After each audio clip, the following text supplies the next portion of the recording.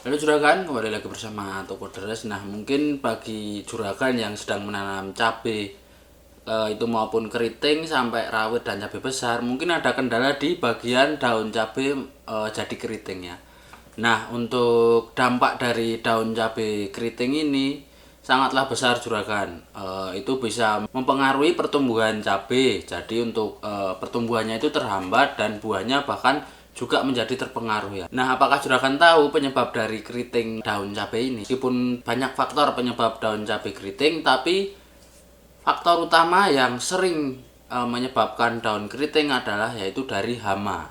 Nah, hama apa yang sering menyebabkan daun keriting? Nah, salah satu penyebabnya adalah hama thrips juragan. Nah, hama thrips ini juga sangat terbilang mengganggu ya untuk proses pertumbuhan cabai. Nah, pada video kali ini saya akan membahas sedikit tentang hama thrips, secara pengendalian dan apa sih hama thrips itu. Oke, kita langsung saja ke videonya juragan. Hama thrips ini masuk ke dalam hama kutu-kutuan juragan, dan kebiasaannya hama thrips ini dia akan menghisap cairan yang ada pada daun, sehingga nutrisi yang dibutuhkan oleh tanaman akan dihisap atau diambil oleh hama thrips ini. Nah, ini yang menyebabkan daun cabai menjadi keriting. Nah, hama thrips ini meskipun ukurannya kecil juragan, tapi untuk dampaknya terhadap tanaman cabai itu sangat besar.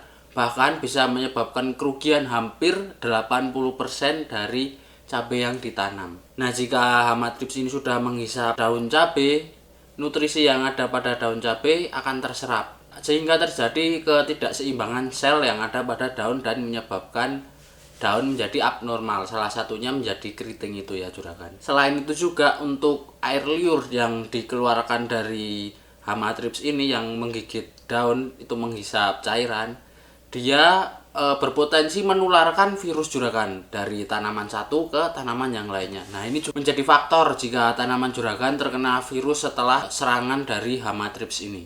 Nah, cara berkembang biak hama thrips adalah dengan cara bertelur juragan. Untuk fase bertelur sampai menjadi hama thrips dewasa itu juga terbilang sangat singkat juragan. Jadi untuk pertumbuhannya atau perkembangannya itu sangat cepat. Nah, hama thrips ini hanya butuh waktu beberapa hari untuk menetas, dan untuk ke fase dewasanya dia hanya perlu waktu 8 hari. Bayangkan saja juragan, jika hama thrips ini sudah menyerang dan menaruh telur di tanaman juragan, tidak sampai waktu 1 bulan, bahkan 3 minggu saja hama thrips ini sudah bisa berkembang biak dengan sangat baik. Nah, apalagi di musim kemarau juragan. Di musim kemarau ini perkembangbiakan dari hama thrips sendiri sangatlah cepat ya juragan, karena faktor cuaca. Karena hama thrips mudah menetas di suhu sekitar 32 derajat Celcius. Nah, jadi untuk di musim kemarau juragan harus tetap berhati-hati ya, walaupun terhindar dari penyakit jamur yang intensitasnya lebih di musim hujan, tapi di musim kemarau kita juga menghadapi serangan dari hama. Nah, hama thrips ini biasanya bersembunyi di balik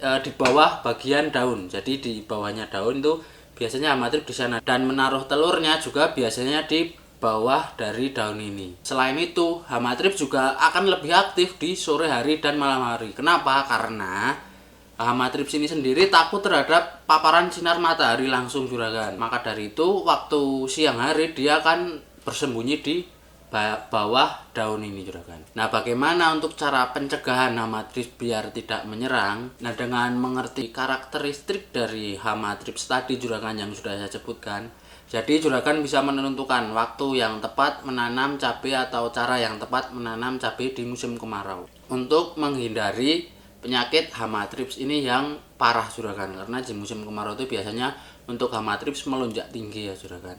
Nah, berikut adalah langkah atau cara yang bisa juragan pakai untuk menghindari hama thrips ini. Yang pertama, hindari menanam cabai di musim kemarau. Kenapa saya bilang begitu? Ini penting karena mengingat hama thrips perkembangbiakannya sangat tinggi di musim kemarau juragan. Nah, untuk solusinya juragan bisa menanam di peralihan musim, jangan pas di musim kemarau, sehingga nanti saat musim kemarau sudah siap memanen cabenya. Walaupun masih bisa panen lagi, setidaknya juragan sudah memanen beberapa kali dan tidak rugi banyak ya juragan. Nah, kapan sih musim perpindahan itu?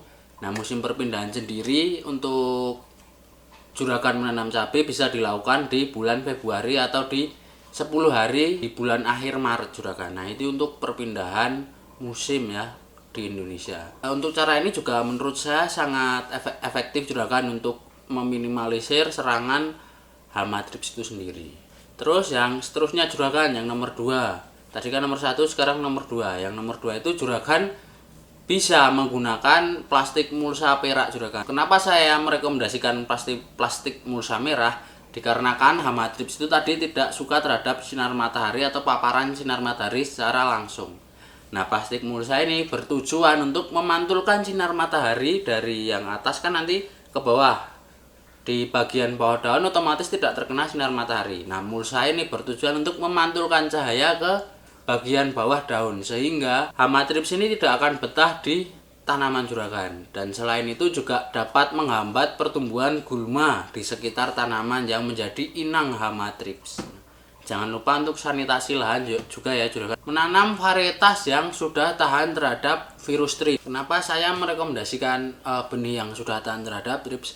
Karena untuk benih yang sudah tahan terhadap thrips ini bisa meminimalisir jika terjadi serangan tungau tidak terlalu banyak.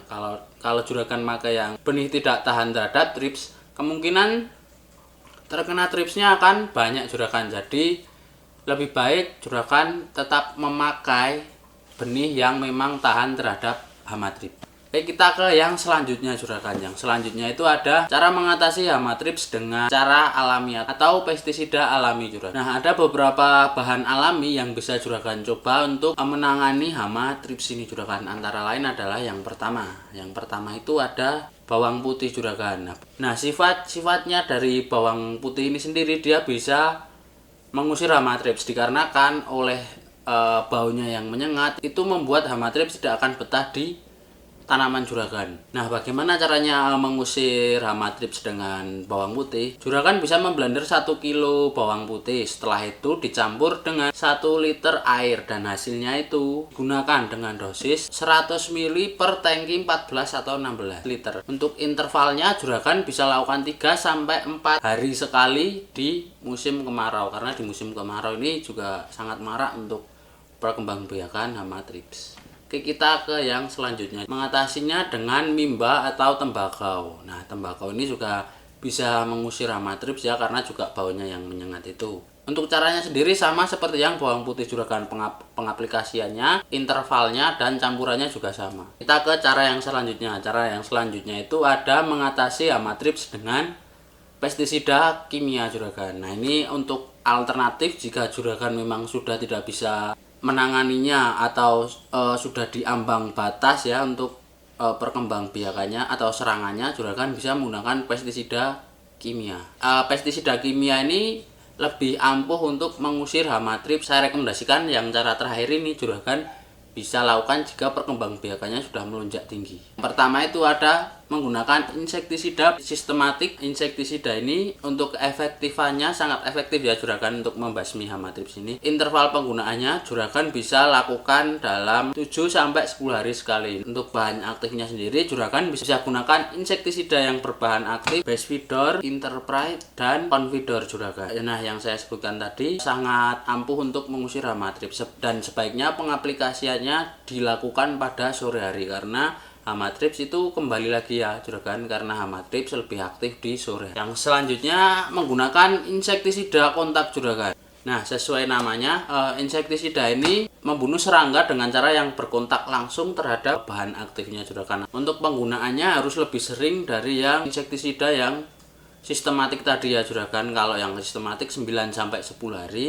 Kalau ya insektisida kontak ini sekitar 3 sampai 4 hari sekali untuk mengusir hama tungau. Nah, bahan aktif yang spesifikasi untuk mengusir bahan thrips ini adalah abamectin juragan. Namun, bahan aktif lainnya seperti mitomil dan sipermetrin itu juga sangat efektif untuk mengusir hama thrips. Walaupun insektisida tadi yang saya sebutkan tidak hanya untuk hama thrips, tapi masih bagus ya untuk pengusiran hama thrips atau penanganan hama thrips. Untuk pengaplikasiannya juga seperti tadi juragan di sore hari dan untuk dosisnya disesuaikan sesuai kebutuhan juragan ya, sesuai kebutuhan kebun dan tanaman juragan. Nah, yang selanjutnya itu juragan bisa menggunakan insektisida translaminar juragan. Nah, insektisida ini sangat efektif ya untuk mengenai hama thrips atau aphids yang ada di balik daun karena dia bisa menembus bagian daun dari sisi satu ke sisi yang lain. Untuk bahan aktif insektisida translaminar ini adalah metomil juragan, salah satu merek dagang yang terkenal yaitu DuPont Lanet juragan. Nah, ini juga bisa dicoba ya juragan jika tanaman juragan